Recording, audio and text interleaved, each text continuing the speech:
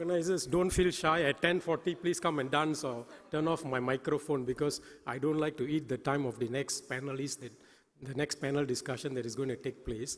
Well, let me just quickly summarize. I think my panel members delivered an excellent speech detailing what are the things that you need to look out for when you do business, international and domestic.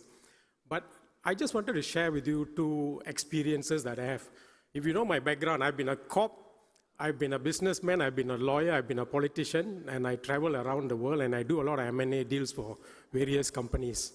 But having done that, I wanted to share two experiences with you so that when you do business, you realize that people can follow the law, but you can still lose money, or you can be cheated, you can be conned, you can be scammed.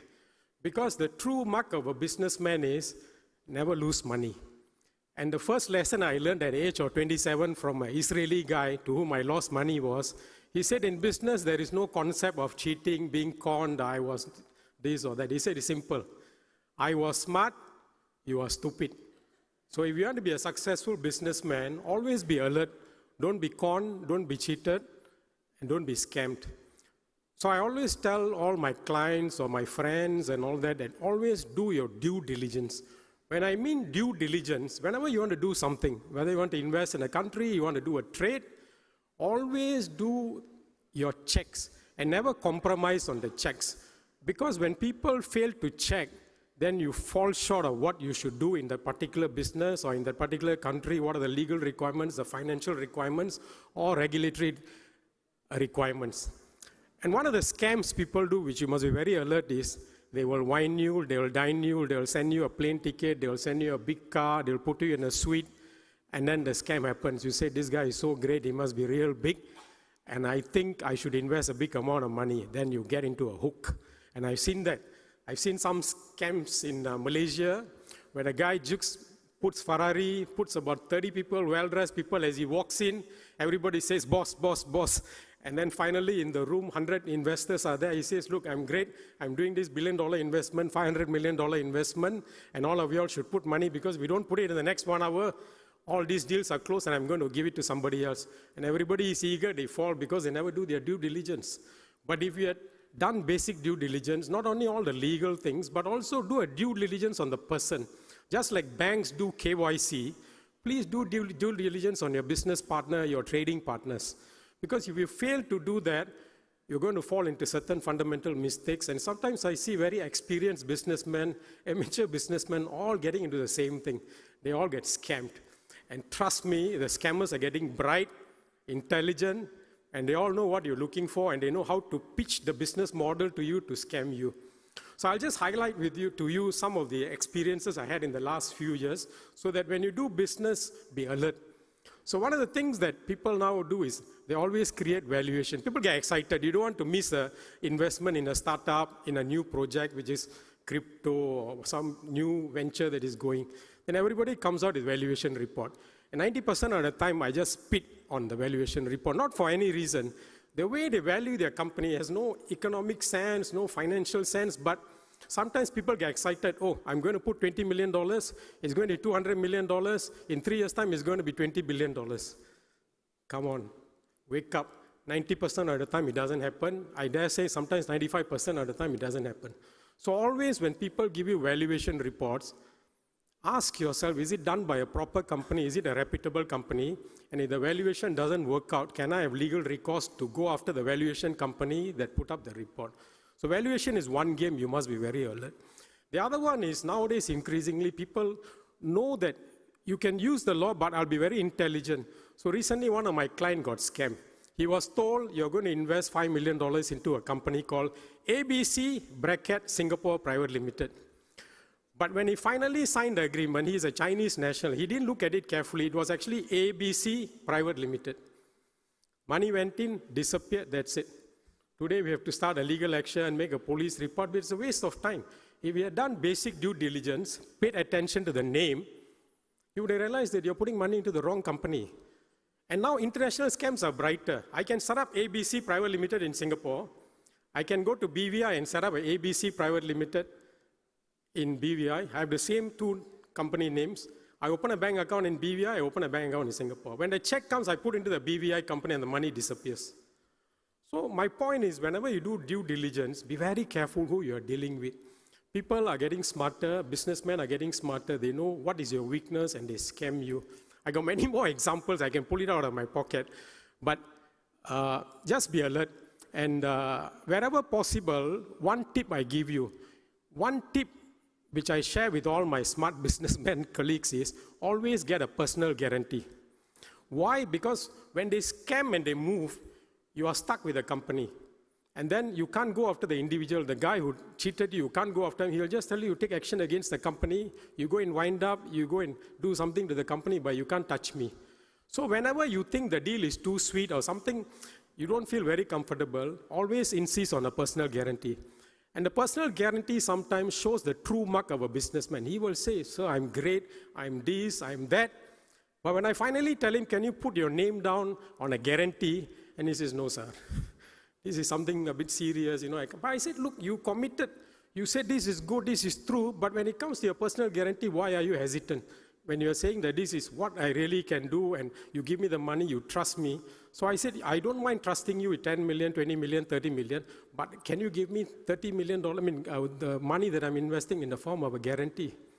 So there are many scams and all that. So what I sometimes do is you want to be an intelligent businessman, look up FBI reports when they discuss of the latest scams, read about some of these reports that are given. So I give you another example. During COVID, there is a businessman who has got a $1.2 billion turnover. And we're always suspicious, wow, this guy is very successful in a short period of time. And during COVID, I remember in December, this vessel had gone to Vizag and discharged the cargo. And the bank was scratching the head. He said, how could he have discharged the cargo in Vizag when the port was shut down for COVID? So obviously the scam came out and realized that this guy was just churning paper. There was no real ship going, no cargo being shipped. And the institution involved are banks, So can you imagine, banks are failing to do their basic due diligence. And recently you must have heard of this Trafigura nickel scandal, where this alleged scam of where nickel was supposed to be shipped, but instead he had shipped some other metals, which are some low-grade metals, and he just conned the banks. Banks are involved, big institutions are involved. So can you imagine how sophisticated many of these scams are being conducted today? So if banks, financial institutions, big trading houses are being scammed, many of you all have got to be alert. And you got to be alert not for any reason, because human beings, I always tell this caution to human beings, look, when we are born, we are good souls. And then sometimes I call it 3 degrees of the soul. I call it the green, which is where you're pure. Then I call it orange, where in the gray area. Then I call you red, where I say it's dangerous to do business with you because your soul is corrupted. So you don't mind cheating people or you don't mind scamming people in the name of business. So one of the criteria I use when I do business is this a good soul I'm doing business? So, but it's a very difficult test to pass. So I said, okay, I can push up to orange level to see whether this person is good. But when I think that person is a red color soul, I said, avoid him. But legally, I can't use that criteria. So you got to do your own assessment. Do KYC, ask the tough questions, see who his friends are, who he moves around with. If he doesn't even introduce his own family members to you, I'm always very cautious. Because that guy wants to keep the relationship to the business level. When you scam, he knows he don't want you to go after his family and all that. So a lot of telltale signs are there to avoid being scammed this business. So there are many more scams. I recently came across another scam. This guy was shipping easily about $10 million worth of drums of chemicals. So I was confused. How can he be just shipping 8 to 10 drums of chemicals every month, 8 million, 10 million? Then he realized actually he was just round tripping for the simple reason that he wanted to show a high turnover in his book so they can show that my turnover is $500, $600 million. And what does he do? He goes to investors and say, look, I got a turnover of 500, 600 million, but he had actually set up many companies in different places just doing paper routing. And similarly, the banks didn't pay attention, and I heard the banks lost about $600 million because of this round tripping. So there are a lot of scams. these things happening. You got to be alert. So do your due diligence, ask the right questions, and certainly professionals like us help, but we cost money. But in the internet today, all these details are available, what you should look out for, what you should be asking, and what sort of answers you get. If the answer that is being provided is not adequate, drop it, or you keep on and persist until you get the full answers. Otherwise, don't do the deal. Walk away from the deal. I always tell my friends, we can always keep the 10 million in our bank account, sit in our office every day, drink coffee and tea, knowing that the money is safe, rather than throw money into all these investments, which you know may not come back, and then you have to get a lot of heart pain and suffer a lot of distress trying to recover all this money. So on that note, I hope I didn't overshoot, I think I'm going to stop exactly at, I got another 5 minutes. But I think I'll just stop here. The point I wanted to share with you is, business is good, there's a lot of opportunity, but there has to be sincerity. Yesterday I was listening to some of the speakers who presented, come and invest here, come and invest there. I can assure you I've seen the same presentation 10 years ago. And I believed it and I went, and I was very disappointed because the approvals never came, and the people who said, come and do this, come and do that, finally couldn't deliver. So even in several states, I visit in India regularly in the past 20 years. It's LDUs, but, so I always tell them, can you tell me that I'm able to give an approval in 2 months, and if you don't give the approval, then you return back all our money. So none of them can commit. So a lot of politicians, my message to you is when you want to appeal to the Indian businessman or Tamil businessman and say, come and invest in Tamil Nadu, come and invest in Pondicherry, be serious, because people take your words seriously, then you go there, you get disappointed. And then when you go back, what do you tell your fellow businessmen? Don't waste time, because nothing is going to happen. So my message to our politicians who come and make an appeal to come and invest, be serious and say, look, these 10 projects are here. The license are already done, the legislation has been passed, the bureaucrats have been briefed, and you put this application and I assure you in 2 months' time we are able to give you the approval. Because the reality is we are Tamil, we are Indians, we want to support Tamil Nadu, we want to support Pondicherry. But fundamentally, businessmen are there to make money. So if we can make money somewhere else, I will go somewhere else to invest my money. So I think we want to invest, but make yourself attractive. It's a beauty show.